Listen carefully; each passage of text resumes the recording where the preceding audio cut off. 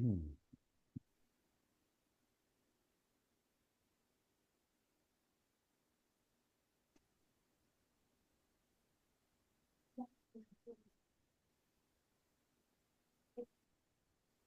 Right on. Well, hello and welcome, everybody. Hey, Mitch. Good stuff. Chris, nice to see you, man. Troy, thanks for being here, bud. Hi, Jay. Hey, Aaron. Welcome, welcome. Well, hey, while we jump into it here, first and foremost, I just want to say a huge hello and welcome to Chad. And Chad Mierau, for those of you who aren't familiar with Chad, is a speaker, an author, an entrepreneur, and the author of a book that I actually have right here called Surviving the Crash. And I'm really excited to have you here. So thanks for joining us today, Chad. I appreciate the warm welcome, brother. I'm happy to be here. Well, before we dive into it, a couple of things. I just wanted to say, guys, Chad's been gracious enough to join us today and has agreed to answer kind of any and all questions. So if anything comes up or you guys are curious about something or have comments, don't hesitate to either raise your hand or throw it in the comment section, and we'll make sure that we make time to connect with you. Cool? Also, before we jump into it here, Chad, I was gonna say, I just want to acknowledge you, man, and I give you a ton of credit. I mean, I can only imagine the pain, the heartache, and the how terrible, an experience that you endured must have been. But for you to take an experience like that and to transmute that into what I would only describe as a gift to others, as far as this book is concerned, says a lot about you and says a lot about your character. And I want to give you a lot of credit. I'm a big fan of Think and Grow Rich and Napoleon Hill, and he talks about that transmutation of energy. And if you're able to take something terrible and turn it into something beautiful, there's, only a handful of people in the world that can do that. But, I think about people like the, Mothers Against Drinking and Driving, Yeah, or people like Wim Hof, who, took the loss of his wife and created, a breath work exercise or experience for so many others to share around the world, and it really says something about, owning that and becoming kind of like the hero of your own journey, so to speak. And so I want to give you a lot of credit, man, and just acknowledge you for a moment there, Chad. I appreciate that very much, Matt. The way I kind of put it is the powers and the pain. So for me, going through something so horrific and painful and traumatic, and turning into something that I look at as powerful, as in the power within me. I can provide some help and some answers and some guidance per se for others that have gone through some tough stuff or are going through some tough stuff. That's a great point. I've never heard it said quite like that. The power's in the pain. I've heard something similar where people have encouraged me to say that let your mess be your message. That's awesome too. And, interestingly enough, today I'm celebrating 5 years of sobriety. And Congrats, brother. yeah, thanks, man. It's a pretty big milestone for myself. But, that's the kind of thing that, again, when you have the courage to share that, it's amazing how many different people kind of come out of the woodworks, or, it resonates with them, or they see a part of them in your story, or need to hear what you have to say and how you've overcome some of those challenges. And I always encourage people. I say, that's why I encourage people to share what they're going through, because you just never know what somebody might need to hear at exactly that right moment might be the spark that they need to make a change in their life. You know what I mean? Absolutely. I think we all have a story to share. We've all been through some tough stuff. Yeah, 100%. That's a good point. So, Chad, I'm curious, man. I can only imagine the pain that you must have experienced, maybe even the chaos and the confusion, getting a call like that in the middle of the night, alerting you that there had been an accident and you'd lost your family. Uh, if you can you take us back to that night and kind of walk us through or tell us kind of what that must have been like and share either some of the shock or confusion or, anger or grief that you went through in the following, few days or months? Absolutely. So exactly what you said. It was a phone call at 2:30, 3 o'clock in the morning, and typically I'm not the type of person to leave my ringer on during the night, but that night it did, and the RCMP officer on the other end of the line was from my small town, so I knew him, and he shared with me that there had been a car crash, and my sister and my brother-in-law had both been killed. He literally came straight out and said it that way.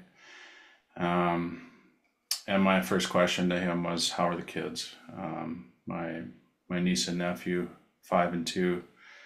That was my initial curiosity. Beyond that, how are they doing? And he said, "I'm sending somebody to come and see you, and we'll talk about it then." And I said, "Listen, man, just give it to me. Like, what's going on?" And he said, "It doesn't look good, Chad. They're probably both gone too. Either already are or going to be." And that literally dropped me to my knees. So I'm on my cell phone, on the floor, on my knees. I just couldn't stand anymore.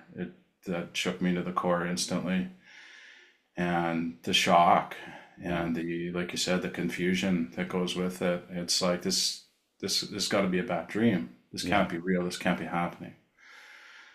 So to get through that phone call, and I was in Saskatoon that night. So it was a matter of driving across the city to RUH and running into the hospital to find my niece and nephew, per se, and just wondering how they're doing or what's going on, confusion and lost. And I can imagine just being a babbling fool walking into that hospital. I don't even remember that part of it. Just in And shock, huh?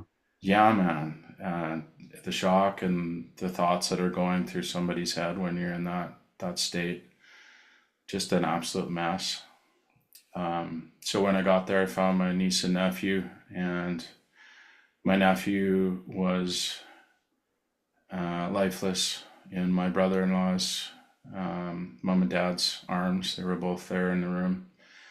So I was the third person to arrive, and watching them hold him, and they had the little apparatus over his mouth where you can squeeze the big ball by hand to give him air. I learned afterwards that they were just kind of try to keep his internal organs somewhat going and his lungs somewhat going to keep color in his skin, kind of thing. So I was fortunate enough to be there and hold him as he was turning blue and on his way out.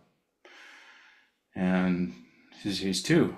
This is on January 3rd, literally a week after we celebrated Christmas, and after I bought little guy his first mini sticks because we're gonna play some hockey, And there he is, lifeless and turning blue and getting cold, and it's so real and so raw, and the thoughts that go through a person's mind when you're going through something so horrific like that just shakes you to the core. I don't think It's, anything can prepare you for that kind of thing. man, it's so bad. And then, my niece was across the hall, and she was on every machine. When you see the movies and the TV shows where somebody's hooked up to every possible machine, that's where she was at, just to keep her organs going and keep her brain functioning. If there was still brain function, that was their concern at that time. So in the first 4 to 6 hours that we were there, they did tests to see if she had any brain function, and she didn't. So all of us family that were there at that time, just kind of waiting outside the room. I chose to stay in the room. I held her hand through the test. They unhook all the machines just to see what her body does or how it responds to do the brain function test. And we learned then that she was in fact brain dead, and They hooked her back to the machine so that we could donate organs. Um, so this is all, keep in mind, this is all within 6, 7, 8 hours of Wow. that phone call at 3 o'clock in the morning. Right. And knowing that my sister and my brother-in-law are probably down in the basement in the morgue, it's a guy's mind just goes nuts. Like, you I don't can even know what's imagine. happening. Your thought process is totally messed up. I can only imagine. And, I've been grateful that I never had to experience that. But I understand that there's a kind of a process that people go through when grieving. And, it's kind of like, shock or denial, disbelief, and then, sometimes negotiating and, or, trying to barter sort of thing with God or with, a higher power and, some sort of, maybe either accept anger, probably, you know, Absolutely. bitterness or, long before acceptance. But, looking back, do you feel like you're able to identify kind of like that entire process in yourself? Yeah, it's, everybody can study and Google the stages of grief Right, and, you know, the different steps that one goes through. But it there's no right or wrong way to do it. There's no particular order. You might think you're through the anger stage or right, the rage stage. right, But it comes back. Months later, days later, weeks later, months later, it smacks you square in the face when you think it's kind of dissipated or gone. It maybe isn't. It took years, not weeks, not months, years. sure, And it wasn't till I fully forgave the drunk driver that caused the accident. That's sort of when my true healing began. right. Until then, I was holding on to so much, and I knew it wasn't helping me. It wasn't serving me well. I knew I had to deal with it, and to do that, I really had to figure out what was going on inside me, Right. in my heart, in my head, uh, deep down in my soul. And that was a full self discovery, man. Like what's really going on with me, and even right down to the basics. Who the heck am I? What am I Right. about? I had to go through all of that. Right. It was a break it all the way down in order to rebuild. Going right Is down kind to of the the way I hardwood, would put hey, it. the foundation. Yeah, 100%, Well, I 100%. mean, you couldn't even be to blamed if you were experiencing all of those, like that anger, that bitterness that, that you described there. But I'm curious, like, at what point do you recall, was there a moment where you realized that like forgiveness was going to be the key to your healing? Or how did you come to that point where you thought, okay, the only way out is through, sort of thing? Um, it's hard to pinpoint an exact moment or day or even a time period where it was a switch. It Yeah. wasn't really like that. It was more of a process. It was more of I had to take a look in the mirror and in the process of figuring out who the heck I am and some of the things that I wasn't happy with in my life. It was a self-discovery in that, I'd made mistakes in my life. There was things that happened in my life I wasn't happy with. There was stuff that I did that I wish I didn't. Interesting. And it was the self-forgiveness that propelled forgiving others. I couldn't forgive my dad until I forgave myself, and I couldn't forgive the drunk driver until I forgave myself. So that was the part that kind of was the catalyst towards all the rest. Um, and I'll tell you, there was a lot of hard days looking in the mirror, Interesting. really, really diving deep to figure out who I was and what was going on with me, and giving myself grace before I could extend that to anybody else. That was truly the starting point. Interesting. Okay, so it's really interesting that this happens to fall on today, or that we're meeting today on the anniversary of my sobriety. And the reason I say that is because as part of my process of recovery, I went through a 12-step program. And part of that is, kind of making amends for wrongdoings. And a big driver for my drinking was anger and resentment. But a lot of that stemmed from, like you said, kind of like issues that I had with myself and, shame or guilt and things that I wasn't happy with my own accord. And I wasn't able to let go of a lot of those resentments that I had and that anger and that frustration with others until I was able to see some of that in myself too, and recognize that, man, the very things that I'm holding against them are things that I've probably done before, unknowingly, maybe unintentionally, Absolutely. but guilty of for sure. And it was kind of a simultaneous thing that the more that I could see myself in them and forgive them, I also forgave myself. And that's when I dropped, or that's when I was able to drop some of that shame, some of that guilt, and some of the reasons behind my drinking in the first place, the root of a lot of that self-hatred. Absolutely. But I've never heard anybody really describe it in quite the same terms. Mm-hmm. Mm-hmm.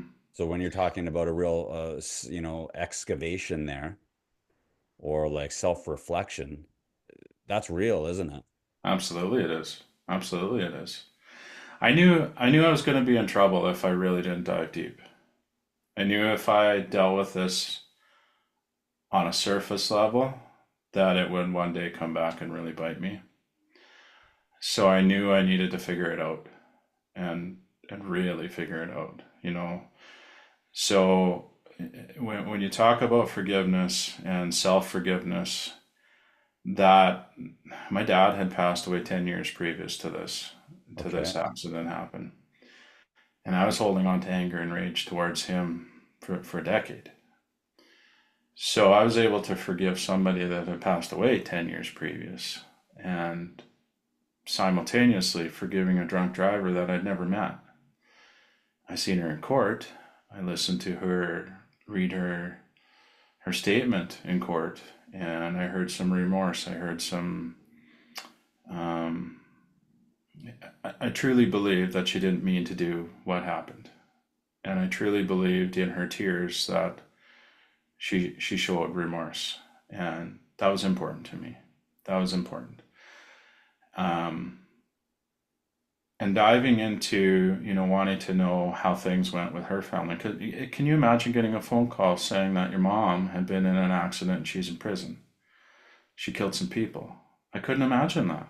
I wanted to know, how are her kids doing, Wow. and what's her family like, and how are they surviving after all this has happened. So that was my natural curiosity, and my next step was to reach out to them. So I sent this big long-winded message to one of her daughters, who I connected the dots on social media, because of course they were all shunned, and they were all blasted by public, saying that it should have been her kids and her grandkids that were in an accident like that instead of my family. And that shook me because, they didn't do it, their mom did it, right? Right. And people painted them all with the same brush, and that to me seemed unfair. And I saw the hatred online. I saw people blasting them. They all had to change their names and change their profiles because they Really? were being harassed so badly. So I sent this long message to one of her daughters, stating my forgiveness for what her mom had done. And I was at a personal development event in Calgary when this all was happening, and I wrote this at midnight. And when I hit the send button, I knew this was going to change my life, and I knew this was going to make a difference for a lot of people. I just felt like there was more to it. There was more to the story, and she responded a couple days later, and it was a warm response, receptive, and she's the one I met first. I've met all five of the drunk driver's children Wow. and most of her grandchildren. Um, Her son and I talk almost every day, in fact. Wow. And this stays in this group, but I'm also to the point where I'm no longer on the victims list. I took myself off so that I could communicate with the drunk driver freely without anybody else in the room. Wow. So I actually have her cell number. We text I text with the drunk driver and her son often. Lots of people think that's a little odd and strange and weird. However, it works for us. Um, it works for me. I think I think the eventuality is one day her and I are going to collaborate some way in a big way, whether it be another book or some public speaking, because um, she wants to share her story too to prevent it from happening to other people. And you know what's it like to be in her shoes and go through what she's been through. Right. Yeah. Well, I mean, a situation like that, as you describe that, you're right. Like everybody loses. Her family, her kids, I mean, terrible. And you talk about the ripple effect of something like that. But again, for somebody, to be in your position and still reach out and offer either support or condolences or even have a question or concern about somebody else tells me that you're a special human being, Chad. You know, Appreciate that. for sure, 100%. And here's the thing, a question comes to mind, and I know there's probably a lot of people, maybe even people on this call who have been hurt or who have, like you said, been victims of certain actions or digressions and struggle to find forgiveness. I mean, we all know the word, but if I'm being real honest with you, I had no idea how to go about actually finding it or living it. And some people, might think that, forgiveness is either, condoning the behavior or, accept, maybe acknowledging, or maybe that's not the right word, but, condoning it. So what advice would you have for somebody who maybe wants to forgive, but isn't quite ready or doesn't know how? Um, that's a tricky question. It's forgiveness is different for everybody, I think, and also you can forgive and not forget. I'll Okay. never forget what she did, Right. and I'll never condone. I'll never, be okay with what happened or what she did. Right. Forgiving somebody, understanding that we all have this crazy life journey happening and it's unfolding for us, and we have a set of choices to make along the way. We don't always make the right choices. She did make the right choices a few times. But what I learned when I dove into this deeper is she made a lot of right choices. And she helped a lot of people along the way. She took keys from other people that were trying to drive drunk, leaving her home. She helped her kids not do that when they tried leaving parties. She helped a lot of people that way. So, her getting behind the wheel and being that drunk driver, even though she prevented many others from doing that, Right. is messed up. So, for me, I choose to see the good. I choose to see the positives that somebody's contributed instead of the negatives. I'm a firm believer that what we're looking for, we're going to find more of. Yeah, If you're a 100%. negative person and you're typically looking for more negative, guess what? It's everywhere. You're going to find it. Right. If you're a positive person, typically, you can find a lot of that too. So it's a choice. Right. And forgiveness can be a choice too. It can be a lot of work to get there. It can be a lot of work to even land even anywhere close to forgiving somebody. Um, but for me, I didn't want to carry that around the rest of my life. Right. I was at a MAD conference in Toronto in the spring of 19. So this is 3 years after the accident, Yeah. and I was in a room of siblings, people that had lost their siblings to drinking and driving. There's 18 of us. I was the only newbie there, and I went last in our share. Everybody had a couple of minutes to share their story. And one of the ladies, she was third or fourth to share. She lost her sister 42 years previous to that. Wow. She was stuck on that day, 42 years later. And she said in her 2 minute share, she had no career. She never got married. She never had kids. She lived with her mom until her mom passed away. And admittedly said she's still stuck on that day, 42 years later. And when it got to my turn to share, I said the F word, forgiveness. You could hear a pin drop in the room. People were shocked. I was 3 years after the accident and said forgiveness. When there's people in the room decades later, can't find anything positive to say. Hmm. That told me I was dealing with things differently. That told me that I can help some people in this room, and I need to share my story.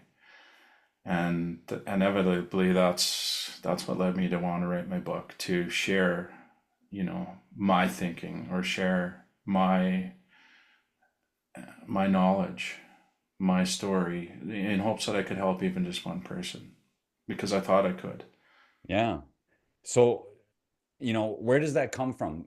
Were there certain resources or habits or perspectives or mindset tools or books or mentors that helped you kind of come to that point? Or was this kind of, like you said, just looking in the mirror and doing some of that deep work yourself and asking yourself some of those questions?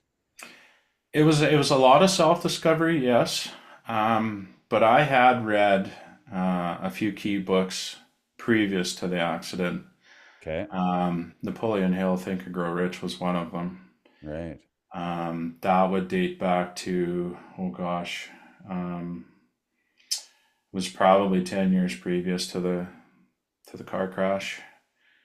I read it once and didn't really catch on to it till I was near the end of the book, and then the last couple of chapters I flew through it because I was like, "Oh, I get it now. Now I'm picking this up."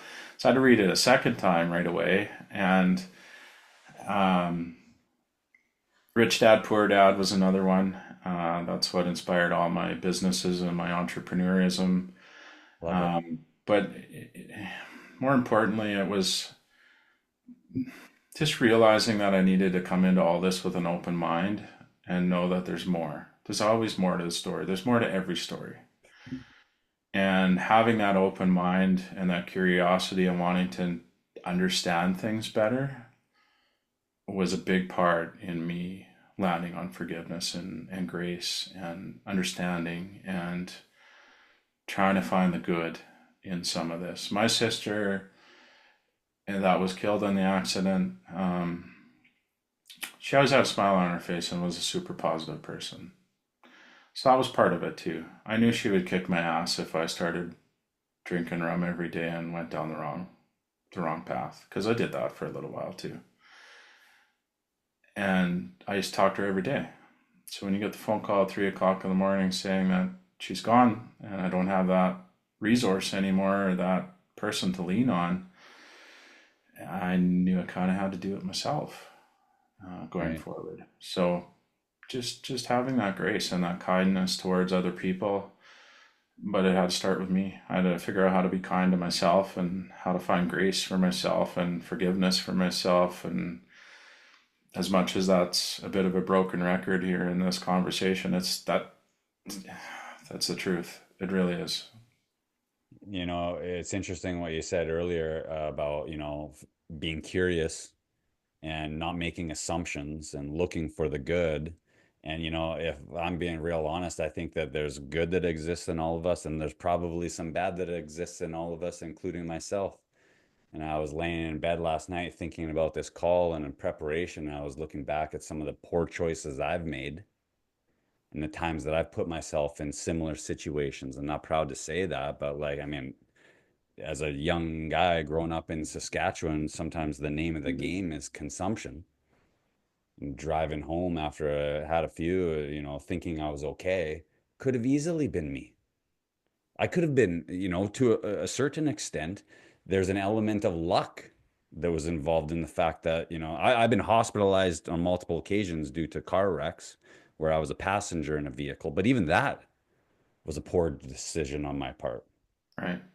and to, be able to kind of take a step back and mm, remember that in those moments, I think sometimes kind of lends a little bit of perspective. But a lot of people aren't either willing or able to do something like that, especially when the stakes are that high or they lose something as precious as a family member, never mind multiple.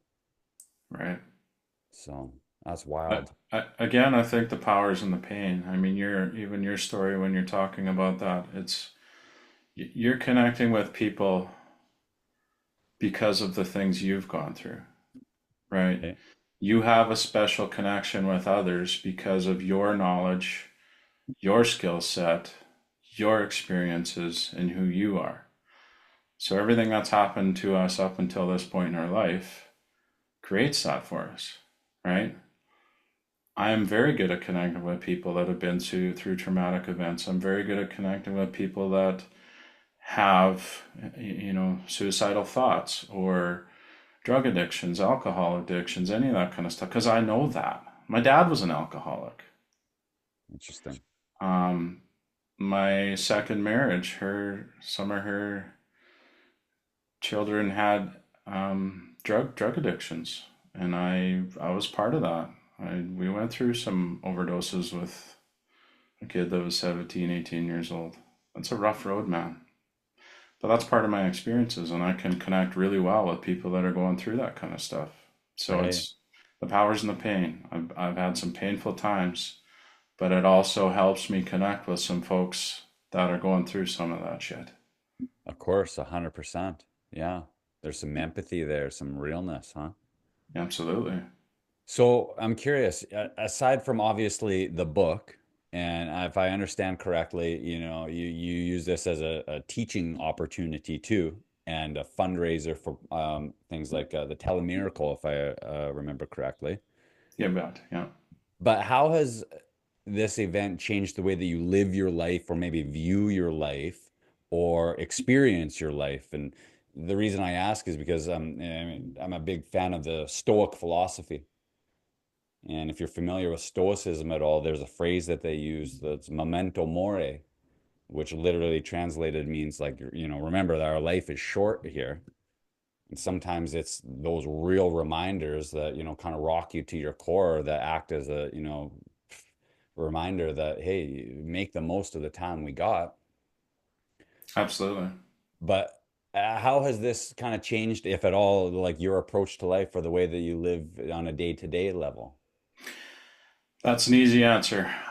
It's changed me in every way possible. I'm not the same person I was 9.5 years ago.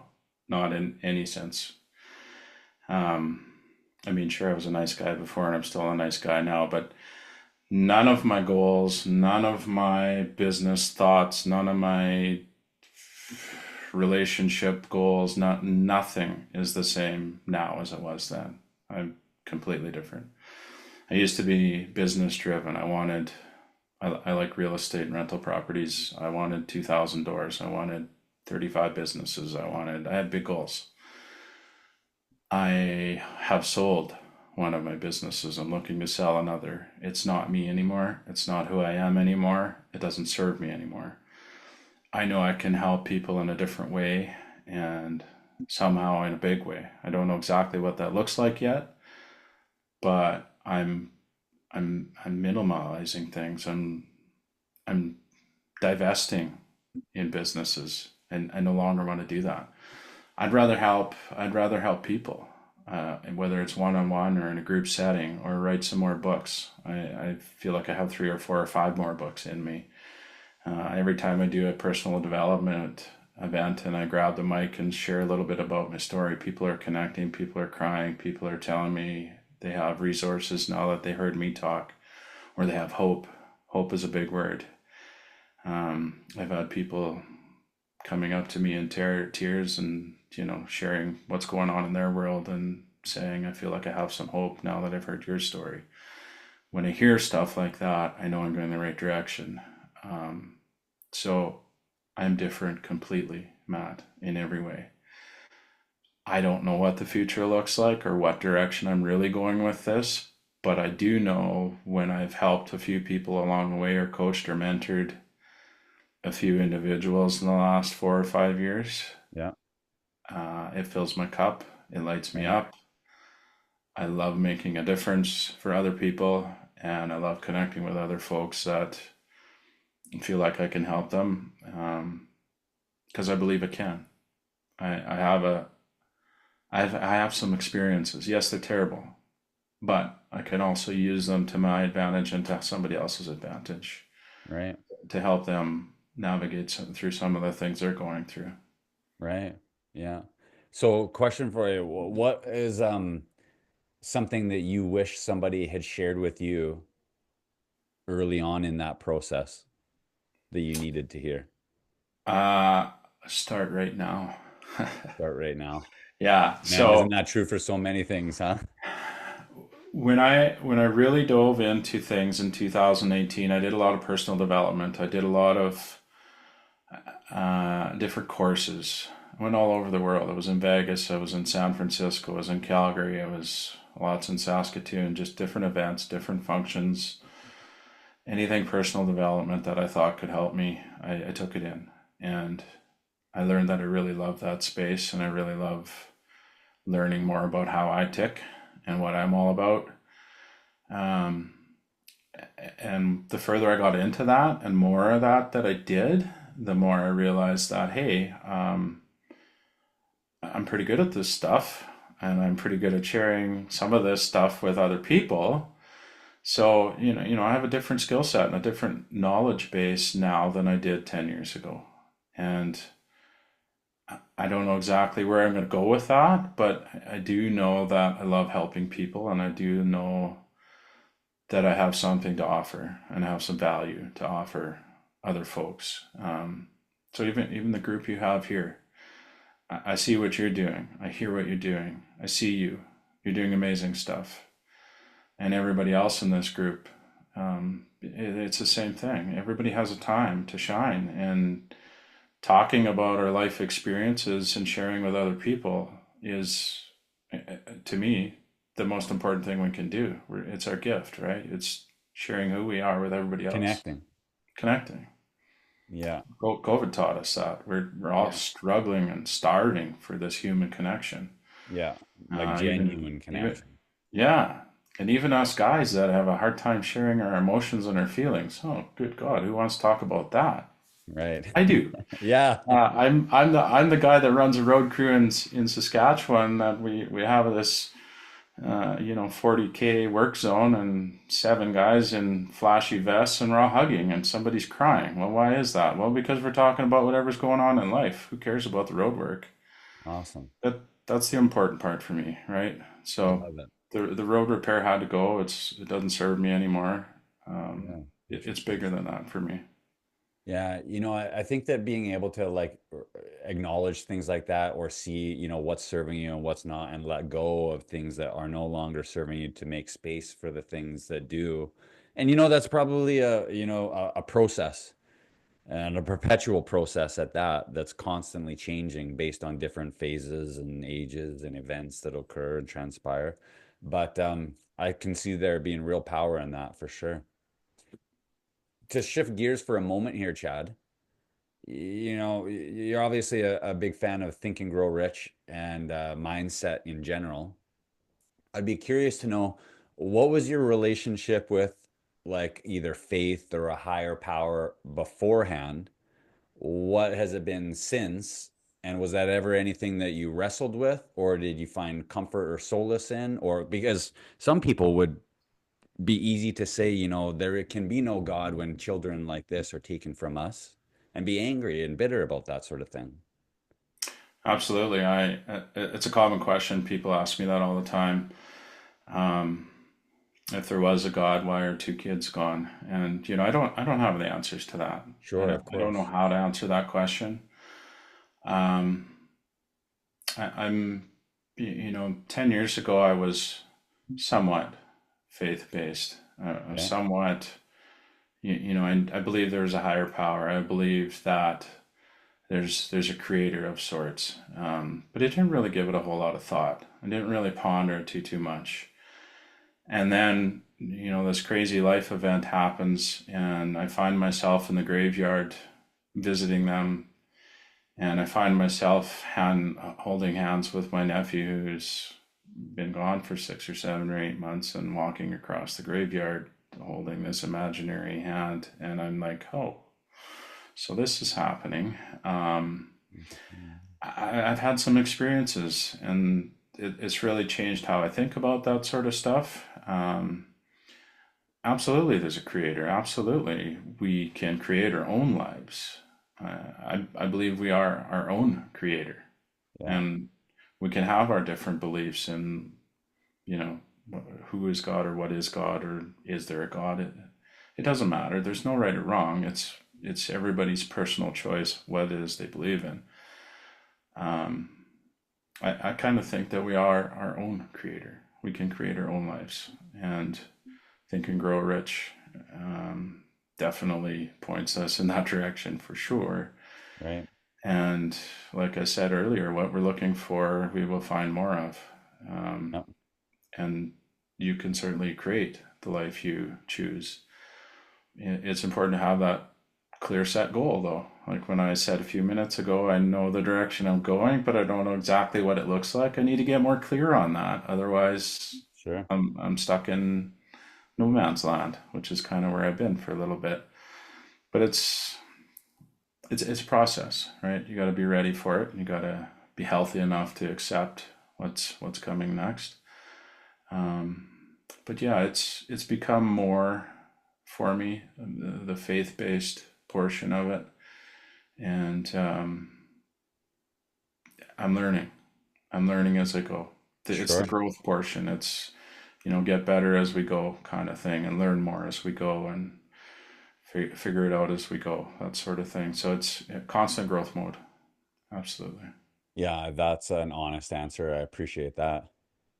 I've heard it said that, yeah, I'm obviously big into mindset, and I've heard a phrase that, heaven and hell are a making of your own mind based on, the thoughts that you continue to ruminate on and what you get stuck on and, that sort of thing, and what you're focusing on, where your energy's going, where your attention's going. And I've also heard it said that, the gates of hell are locked from the inside. And I know personally speaking, going back to, I'm not trying to make this about me by any stretch of the imagination, but, going through the 12-step program and finding peace and finding serenity, finding forgiveness for myself and others in many ways allowed me to leave the gates of hell and kind of find some, real comfort in, somewhat of a higher power, whatever the heck that means, and it's changed my understanding of faith. It's changed my understanding of, the universe. It's changed my understanding of myself. And like you said, I think we are all creators of our own life, and we have more power than we oftentimes will give ourselves credit for, Absolutely. But I'm curious, when you talk about forgiveness, is that a one-time thing for you, a decision that you're made and done, or do you ever catch yourself kind of going back into resentment or, anger or, some of those sorts of emotions?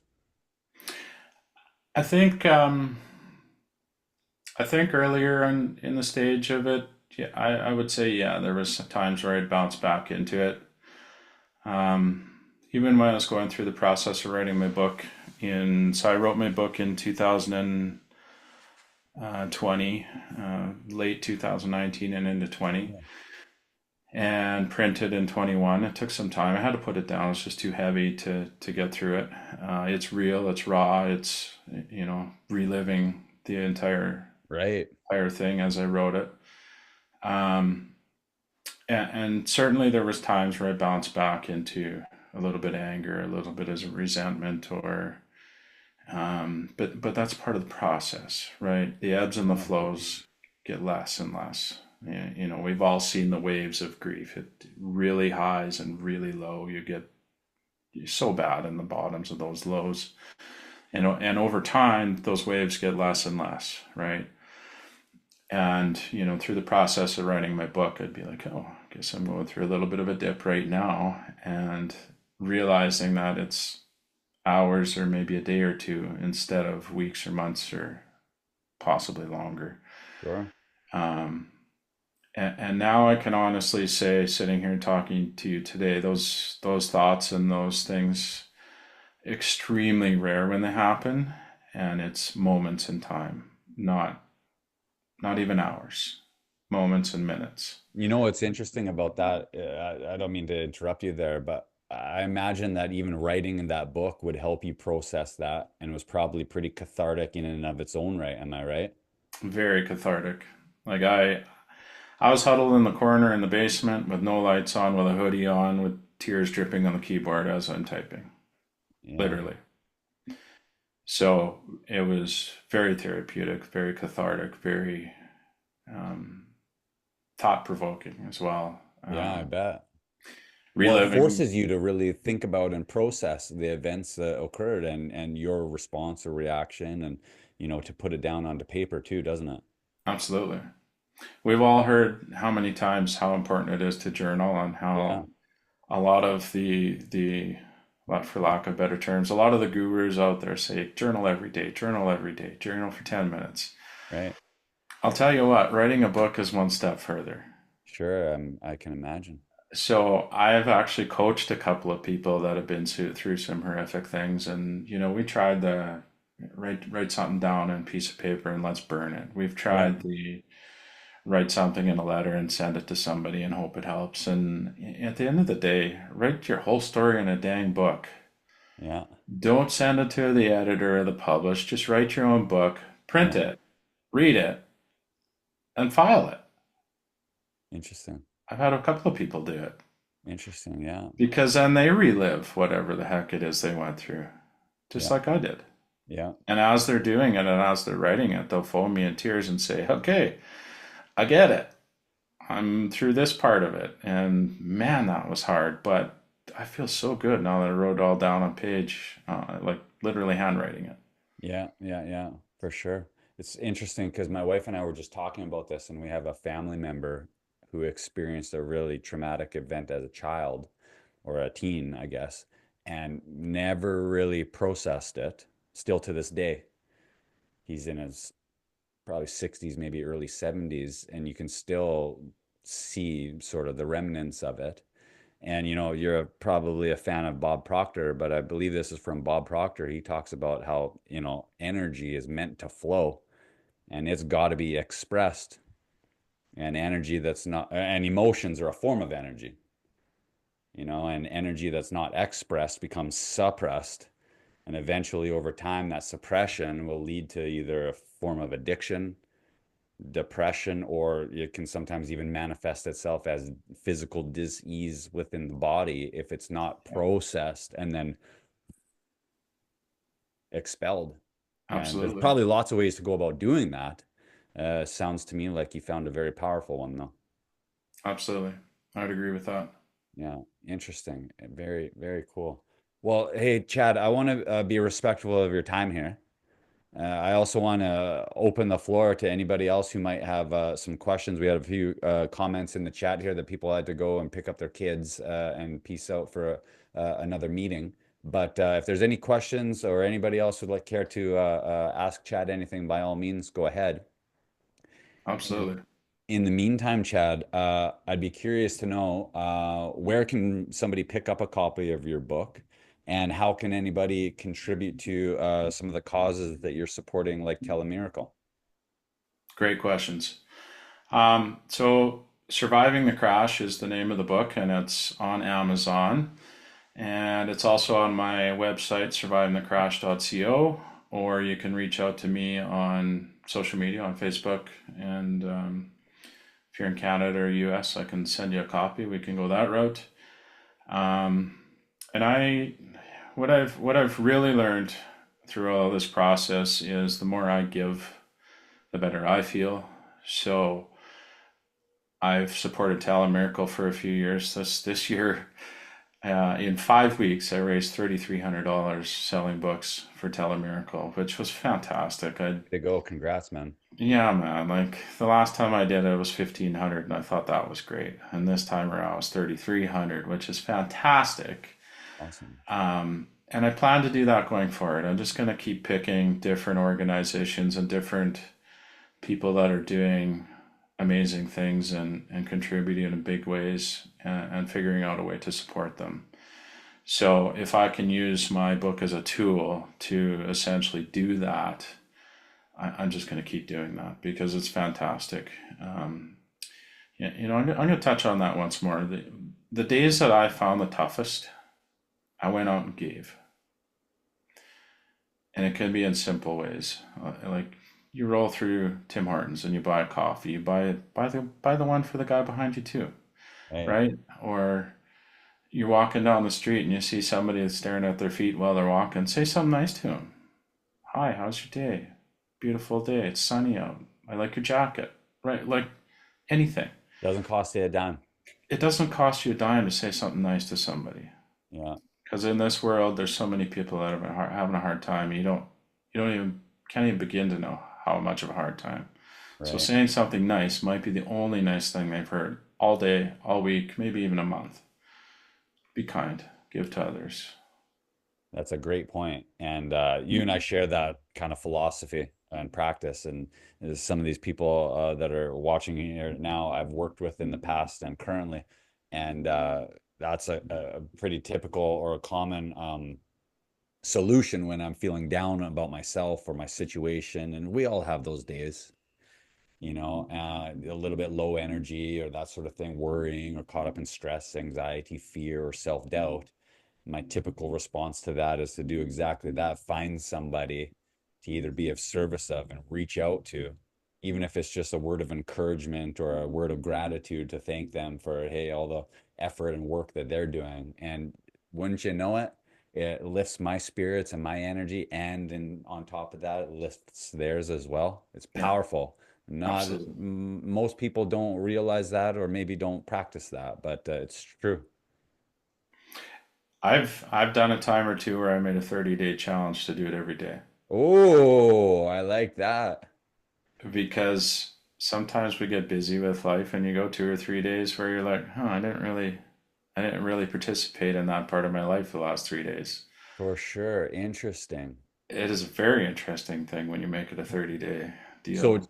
just to clarify before I let you run here, but you've done a 30-day challenge where you challenge either yourself or others to do a random act of kindness or just a comment or like a compliment. Giving in some way, giving to somebody else. Cool. I like it.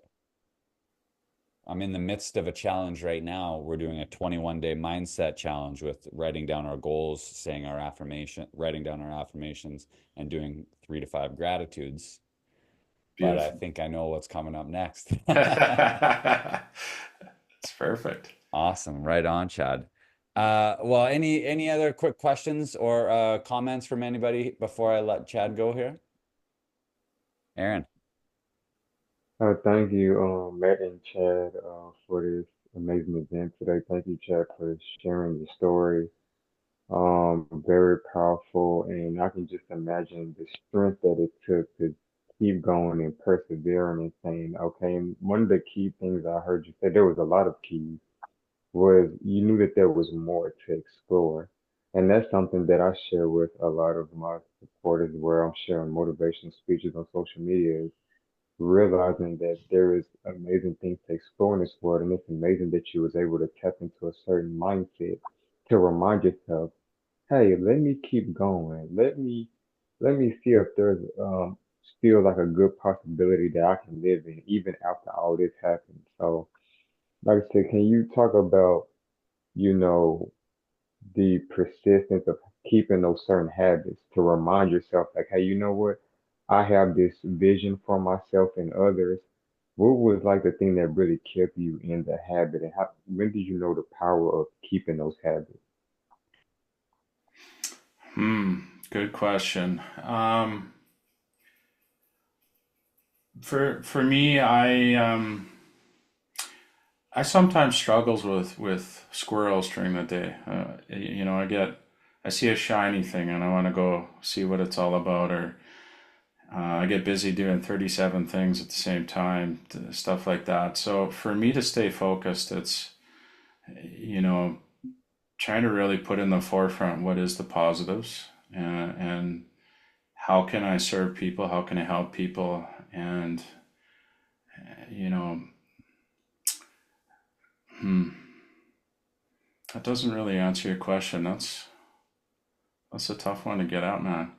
But at the end of the day, it's different for everybody, right? So taking a look in the mirror and ask yourself that question, like I do that often. And when I coach other people, I do it often for them too. A lot of people have a hard time even looking in the mirror. Let's be honest. They don't like what they see. They feel some guilt, some shame. They have a hard time giving themselves some grace, and the positive self-talk might not be there. So yeah, I tell this to a lot of people: look in the mirror and ask yourself some questions. Um, we all have the answers within. Truly, we do. I love But that. thank And you, maybe and that's a that did BS answer. answer to your question, but that's my Oh yeah, challenge. it did definitely. And what came up when you shared the answer was self-reflection and doing daily self-reflection, like doing daily reviews. Okay, what was I locked into? What was I focused on? And what was my results that I got? So that's what came up. So thank you for clarifying that. Beautiful. Thank you. Thanks, Aaron. That's awesome, man. Right on. not really a question, but I'm from Saskatoon, so I remember when this happened, and I've met people like those bashers online, and before when you were talking about forgiveness, I try to put myself in that situation about forgiving, someone who did that to my family, and I kind of gone through similar situations in my life. Like I've lost friends and family to drunk drivers, and the friends were teenagers when they passed. They were drinking and driving, Right. and I also lost a family members to the drunk driver at one time too. And so so yeah. And anyway, I don't know what I'm trying to say is, but I didn't even want to come onto this and listen today because I knew it would be very emotional on on Right. on my end, and but I'm glad I did. It's good to hear. You know, so like I've kind of followed your story. Throughout the years. Comes up Right. once in a while on social media and stuff. Yeah. And I was dating this girl in Regina a couple of years ago, and it came up, and she had so much hatred. Like she was so mad. She was connected to the family somehow, like to her family, Okay. and yeah. And I just remember, like, of course I couldn't say anything. I didn't know what to say, but hopefully she finds some forgiveness because it's just not a way to live your life. I know Right. it's horrible, right? You know it's horrible, but Yeah. you gotta I, move on. First of all, I'm sorry you've had losses similar to mine. I appreciate you sharing that. I'm an open book. If you want somebody to talk to or share some of your stories, you can certainly reach out to me. Um, but yeah, I have a lot of people that come across with that anger, even if they've grabbed the book right out of my hand and they share some of that anger and they ask me, how come you're not angry anymore? How come you're not full of rage? I feel like I'm madder at it than madder more mad at the drunk driver than you are. And you're the one that lived this. You're the one that had the family that's no longer here. And I don't have an answer for people when they ask that question because it's a tough one to answer, especially when somebody's got that anger in them. Having those conversations with somebody when they're typically full of anger, it's not an easy route to go down. They have other things going on in their life that's creating some of that anger, I believe. And they have deep rooted things going on. I'm not going to say issues because that's probably not the right word.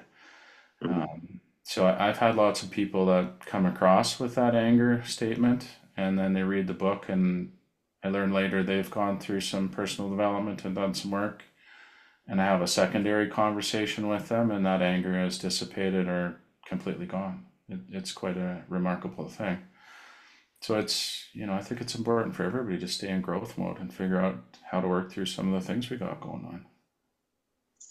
Yeah, like when I was a teenager, when that happened with my friends, like I dealt with it how I could deal with it at that age, and then like I am now 49, so this was quite a while ago, and it's just recently it's been kind of coming back, because I've been going through some health issues and stuff, so like a lot of time to think about whatever, and so then this came up, that really ignited it again, sort of, Yeah. And I can appreciate that. I'm going to use I have a story that kind of relates to that. When I started dating Angie, um, 8.5, 9 years ago, she lost a friend in high school. It was her boyfriend at the time, and she started telling me the story, and I said, "Well, tell me more about that. What was he like? What did he do? How was your relationship?" And she was floored by that because when that happened to her 40 years ago, 40, 42 years ago, she said, I wasn't allowed to talk about it. My family just told me, get over it and you're fine. Yeah. So she didn't talk about it. And then when I came into her world and I started asking questions and I allowed her the space to talk about it, guess what? She was able to deal with it. She went and saw a counselor and said, hey, I can finally talk about this. I was buried it for 40 years and now I'm talking about it. And now it hurts. I haven't dealt with it forever. So I have all these feelings coming up. So, you know, you probably have a similar situation. Back then, it wasn't easy to talk about. Nobody talked about feelings 40 Yeah, years ago. exactly. Like to this day, my family doesn't even really like. My mom knows, but I haven't talked to her about it since it happened. So, but I have talked to other people outside my family. Like I've gone to counseling and stuff like that. Yeah, So I haven't been like bottling it up or anything, right. but I know it'll always be there. So That's right. yeah, Well, that's a really good point that you guys bring up. And I think even just creating the space where it's safe to share things like that and to work through that, it can be invaluable. Whether that's in person or, whether that's therapy or support groups or that sort of thing too. I think that giving people an opportunity to do that can be tremendously healing in and of itself. And Troy, I give you a lot of credit for showing up, man, and being here today because, a lesser person probably would have just said, I'm going to avoid this one. So good on you. thank you. Yeah. Well, I'm gonna have to jump here, guys, and I want to be respectful of Chad's time. But Chad, I want to say thank you again for being here today. It's been an absolute honor and a privilege to hear from you and hear your story. And I certainly look forward to staying in touch and connecting with you in the future. I wish you all the best with your book and any other books that might come about. And if it's cool with you, I suggest we keep in touch because it sounds to me like we have a lot of synergies and similar philosophies. So thank you again for being here and sharing your story, Chad. You're very welcome, Matt. And thank you for the warm welcome, gentlemen. I appreciate it. I really do. Thank you for sharing, Aaron and Troy and Jay. And Matt, keep doing what you're doing. You're good at what you're doing. Keep rocking it. Right on, brother. All right, well, take care, guys. We'll keep in touch. Talk soon. Take Thanks, care, guys. everybody.